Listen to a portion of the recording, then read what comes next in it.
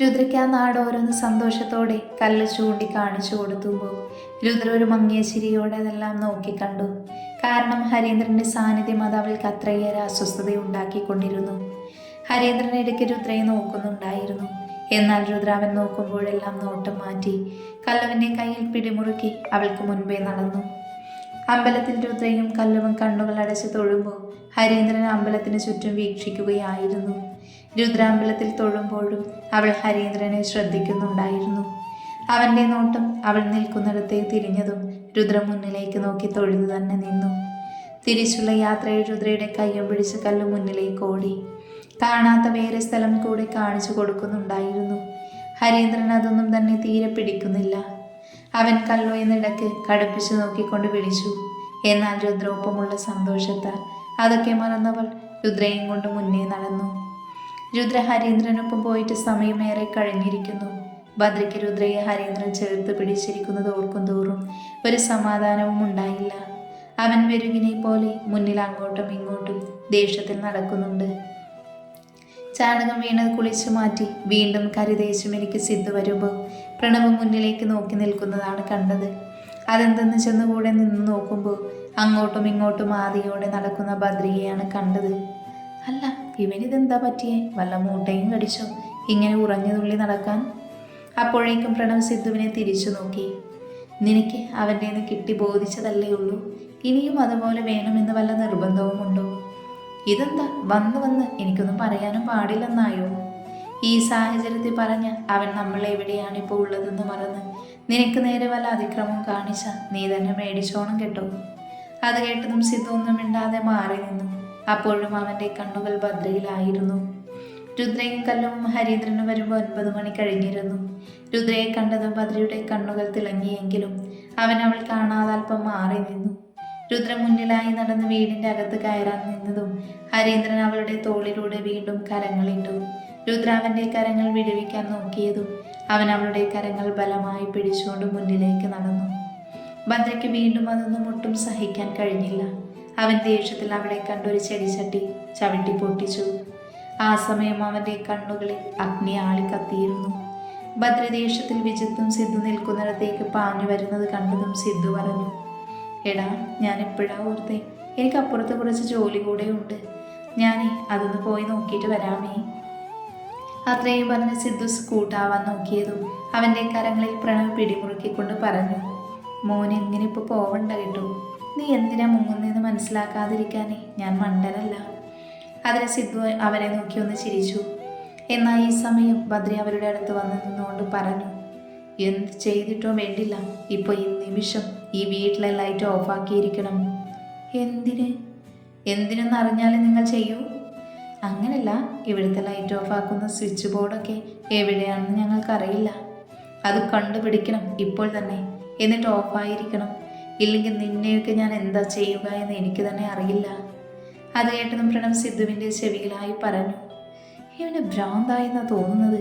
പറഞ്ഞത് കേട്ടില്ലെങ്കിൽ അവൻ നമുക്കിട്ട് തരുമെന്ന് പറഞ്ഞില്ലേ, അത് ചിലപ്പോൾ തന്നെന്ന് വരും. അതുകൊണ്ട് വാ, പോയി കണ്ടുപിടിച്ച് ഓഫാക്കാം. അത്രയും പറഞ്ഞ് അവർ മുന്നിലേക്ക് പോകുമ്പോൾ ഭദ്ര അവിടെ തന്നെ നിന്നു. ഹരീന്ദ്രൻ രുദ്രയെ ചേർത്ത് പിടിച്ച് നടന്നു വരുന്നത് കണ്ടതും മുന്നിലുണ്ടായിരുന്ന ആ കുടുംബത്തിലെ എല്ലാവരുടെയും കണ്ണുകളിൽ സന്തോഷമായിരുന്നു. എങ്കിലും രുദ്രയിൽ വല്ലാത്ത സങ്കടവും ദേഷ്യവുമായിരുന്നു. മോനെ സൂര്യ, ഞാൻ പറഞ്ഞതല്ലേ മോള് കൂടെ ഉള്ളത് കൊണ്ട് നേരത്തെ തൊഴുത് വരണമെന്ന്. എന്നിട്ട് സമയം എന്തായെന്ന് വല്ല വിചാരവും ഉണ്ടോ നിനക്ക്? ഞാൻ തൊഴുതിട്ട് വീട്ടിലേക്ക് തന്നെ പോകുന്നതാ മുത്തശ്ശ. പക്ഷേ ദേ മുത്തശ്ശൻ്റെ കൊച്ചുമോളില്ലേ, അവളെ ഒന്നിനും സമ്മതിക്കാതെ അവളെയും കൂട്ടി മുന്നേ ഓടിപ്പോയത്. ഞാൻ പറഞ്ഞു നോക്കി എവിടെയെങ്കിലും ഞാൻ പറഞ്ഞു നോക്കി, എവിടെ കേൾക്കാൻ? കല്ലു നിന്നോട് പറഞ്ഞതല്ലേ മോളെയും കൂട്ടി അധികം ദൂരം പോയേക്കരുതെന്ന്. ഒരുപാട് ദൂരമൊന്നും പോയില്ല മുത്തശ്ശ, ഇവിടെ അടുത്ത് വരെ പോയുള്ളൂ. അച്ഛനൊരാളാണ് ഇവളെ ഇങ്ങനെ വഷളാക്കുന്നത്, അതാ ഇപ്പെണ്ണ് ആര് പറഞ്ഞാലും കേൾക്കാത്തത്. ഗായത്രി അവളെ നോക്കി പറഞ്ഞു. ഞാൻ മാത്രമല്ല, ഇവിടെ എല്ലാവരും അങ്ങനെ തന്നെയില്ലേ. നമ്മുടെ ഈ കുടുംബത്തിൻ്റെ ആകെ പെൺതരിയല്ലേ അവൾ. സൂര്യ വരും മുൻപ് ഈ വീട്ടിലെല്ലാവരോടും വിളക്ക് അവളായിരുന്നില്ലേ. അതുകൊണ്ട് ലാളിച്ച് കുറച്ച് അധികമായതുകൊണ്ടാണ് അവളിങ്ങനെ. അതിൽ എന്നെ പോലെ എല്ലാവർക്കും പങ്കുണ്ട്. അങ്ങനെ പറഞ്ഞു കൊടുക്കേണ്ട മുത്തശ്ശ. സൂര്യേട്ടൻ വന്നപ്പോൾ എന്നെ വേണ്ട ആർക്കും. അങ്ങനെ തന്നെ ഇരുന്നോട്ടെ, എനിക്കെൻ്റെ ചേച്ചി മാത്രം മതി. ചേച്ചി കാണില്ലേ എൻ്റെ കൂടെ? അവസാനം രുദ്രയെ നോക്കി ചോദിക്കുമ്പോൾ രുദ്ര അവളെ നോക്കി ഒന്ന് ചിരിച്ചു. എന്തായാലും അമ്പലത്തിൽ നിന്ന് വന്നതല്ലേ മൂന്നാളും, ചെന്ന് ഡ്രസ്സ് മാറി വാ, കഴിക്കാനെടുത്തു വെക്കാം, സന്ധ്യ അവരെ നോക്കി പറഞ്ഞു. എന്നാൽ ആ നിമിഷം തന്നെ കറണ്ട് പോയതും ഒരുമിച്ചായിരുന്നു. ഇതെന്താ പതിവില്ലാതെ ഈ നേരത്തെ ഒരു കറണ്ട് പോക്ക്? എന്തേലും കണക്ഷൻ പ്രോബ്ലം ആയിട്ടുണ്ടാവും. എന്നാലും ആ നിമിഷം തന്നെ ബദ്രി വീടിൻ്റെ അകത്തേക്ക് കയറി. മൊത്തത്തിൽ ഇരുട്ട് നിറഞ്ഞത് കൊണ്ട് അവനൊന്നും വ്യക്തമായിരുന്നില്ല. അവൻ മുന്നോട്ട് നടന്ന് നീങ്ങിയതും അകത്തെ നടുമുറിയിൽ ഉരുളിയിൽ വെള്ളം നിറച്ചു വെച്ച താമര അവൻ്റെ കാൽ തട്ടി മറിഞ്ഞു. അതിൻ്റെ ഉച്ചത്തിലുള്ള സൗണ്ട് കേട്ടതും കയ്യിലിരുന്ന് മൊബൈൽ വെട്ടം തെളിച്ച് ഹരീന്ദ്രൻ മുന്നിലേക്ക് വന്നു. ബദ്രി വേഗത്തിൽ അവിടെ കണ്ട തൂണിൻ്റെ മറവിൽ മറഞ്ഞു നിന്നു. ഹരീന്ദ്രൻ അവിടേക്ക് വന്നു. അവിടെ പാതി മറിഞ്ഞ വെള്ളം പുറത്തേക്ക് ചിതറിയതോടെ താമരപ്പൂവും ചിതറിക്കൊടുക്കുന്നത് കണ്ടതും അവൻ ഫോണിലെ വെട്ടം ചുറ്റും കാണിച്ചു. അവിടെ മൊത്തത്തിൽ നോക്കിയെങ്കിലും മറഞ്ഞു നിന്നത് ബദ്രിയെ അവന് കാണാൻ കഴിഞ്ഞില്ല. എന്താ സൂര്യ, അവിടെ ഒരു സൗണ്ട് കേട്ടത്? അത് ഈ ഉരുളി മറിഞ്ഞു വീണതാ. അത് ചിലപ്പോൾ ആ പൂച്ച വല്ലതും ആയിരിക്കും. നീ ചെന്ന് പുറത്തെ സ്വിച്ച് ബോർഡൊന്ന് നോക്കി വന്നേ. എന്താ പെട്ടെന്ന് കറണ്ട് പോയെന്ന് നോക്കണമല്ലോ. എന്നാൽ ഈ സമയമായതും ഗായത്രിയും ചേർന്ന് മെഴുകുതിരി തെളിയിച്ചിരുന്നു. ഇതാ മോളെ, ഇത് പിടിക്ക്, എന്നിട്ട് പോയി വേഷം മാറി വാ, അപ്പോഴേക്കും കറണ്ട് വന്നോളും. അത്രയും പറഞ്ഞ് മെഴുകുതിരി രുദ്രയുടെ കയ്യിൽ ഗായത്രി വെച്ചു കൊടുത്തതും അവൾ അതുകൊണ്ട് മുകളിലേക്ക് കയറി പോകുന്നത് കണ്ടു ബദ്രി പിന്നെ ഒന്നും നോക്കാതെ അവിടെ നിന്നവരുടെ കണ്ണു വെട്ടിച്ച് മുകളിലേക്ക് കയറി. രുദ്ര റൂമിൻ്റെ അകത്ത് കയറിയ ഉടനെ തന്നെ അവിടെയുള്ള ടേബിളിൽ മെഴുകുതിരി വെച്ച ശേഷം തിരിച്ചു വന്ന് ഡോർ ലോക്കാക്കി. അതിനുശേഷം അവൾ അലമാരയിൽ നിന്ന് വിടാനുള്ള ഡ്രസ്സ് എടുത്ത് ബെഡിൽ വെച്ച ശേഷം ഉടുത്തിരുന്ന് സാരി മാറ്റാനായി ഒരുങ്ങിയതും രുദ്രയുടെ വായിൽ ബദ്രി പിടിമുറുക്കി. അവളെ അവിടെയുള്ള ചുമരോട് ചേർത്ത് നിർത്തുമ്പോൾ രുദ്ര പെട്ടെന്നൊന്ന് ഭയന്നു. കാരണം അവൾക്കുള്ളിൽ ഹരീന്ദ്രന്റെ പേടിക്കുന്ന രൂപം മാത്രമായിരുന്നു തെളിഞ്ഞു നിന്നത്. അതുകൊണ്ട് തന്നെ അവൾ അവൻ്റെ കൈകൾ കിടന്ന് കുതറി.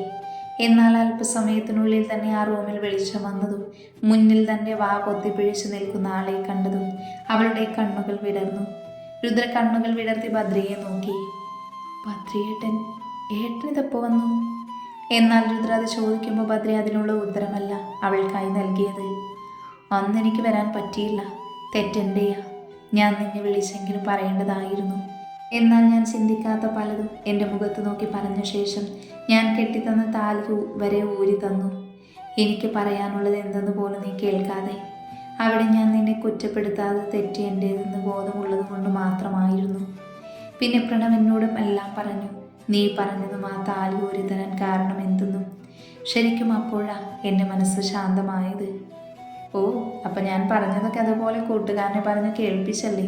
ശരിയാക്കി തരാം, രുദ്ര മനസ്സിൽ പറഞ്ഞു. എന്നാൽ ബദ്രി വീണ്ടും പറഞ്ഞു തുടങ്ങി. എന്നാൽ ഇതൊന്നും എനിക്ക് ഒട്ടും സഹിക്കുന്നില്ല. ഏതൊന്നും? നിന്നോട് ആരോടി പറഞ്ഞേ ഇമ്മാതിരി ഡ്രസ്സ് ഇടാൻ? എനിക്കിതൊന്നും ഇഷ്ടമല്ലെന്ന് അറിയില്ലേ? അതും കണ്ടവൻ്റെ മുന്നിൽ കെട്ടിയൊരുങ്ങി നിൽക്കുന്നത്. എനിക്ക് മുൻപിൽ മാത്രം നീ ഇങ്ങനെ ആയാൽ മതി, അല്ലാതെ എനിക്കിതൊന്നും ഇഷ്ടമല്ല. അതുപോലെ തന്നെ ഞാൻ തൊടേണ്ട നിന്റെ ദേഹത്ത് മറ്റൊരുത്തിന് അധികാരത്തോടെ പിടിച്ചിരിക്കുന്നത് കണ്ടപ്പോൾ കൊല്ലാനാ തോന്നിയേ ഇന്ന് തന്നെ അവനെ.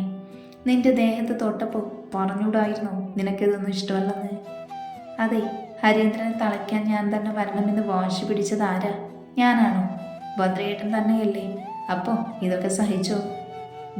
എനിക്ക് ദേഷ്യം വരുന്നുണ്ട് കേട്ടോ. ഏട്ടന് മാത്രമല്ല ബാക്കിയുള്ളവർക്കും ദേഷ്യം വരും.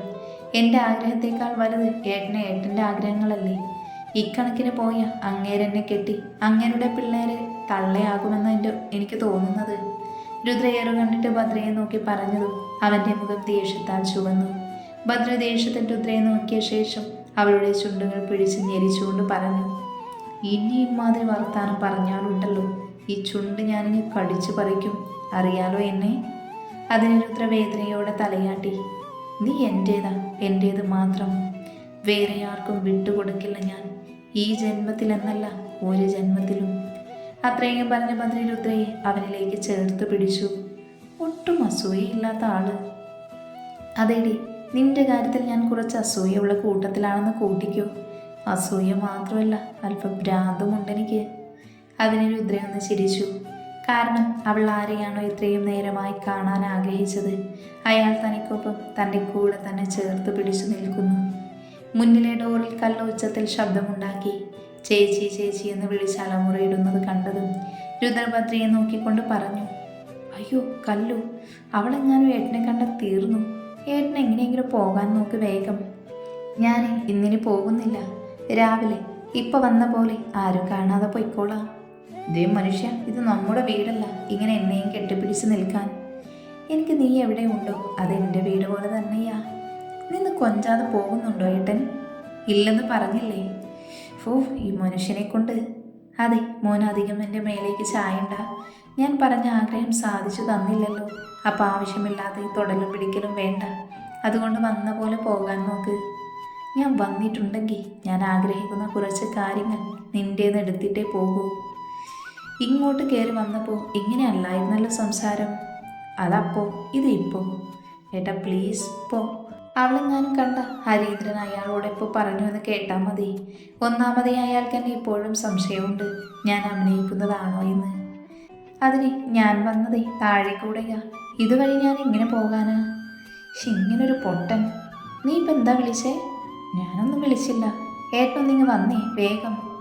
അത് പറഞ്ഞ് രുദ്രഭദ്രയുടെ കയ്യിൽ പിടിച്ചു വലിച്ച് ബാൽക്കണിയിലെ ഡോറ് തുറന്ന് അവിടെ കൊണ്ടുവന്ന ശേഷം പറഞ്ഞു, ഇവിടുന്ന് പോയാൽ മതി. എങ്ങനെയാന്ന് വെച്ചാ ഇതിൻ്റെ താഴെയാ പ്രണവേട്ടനും സിദ്ധുവേട്ടനും താമസിക്കാൻ കൊടുത്തിരിക്കുന്ന സ്ഥലം. പിന്നെ സൂക്ഷിച്ചു പോകണം കേട്ടോ.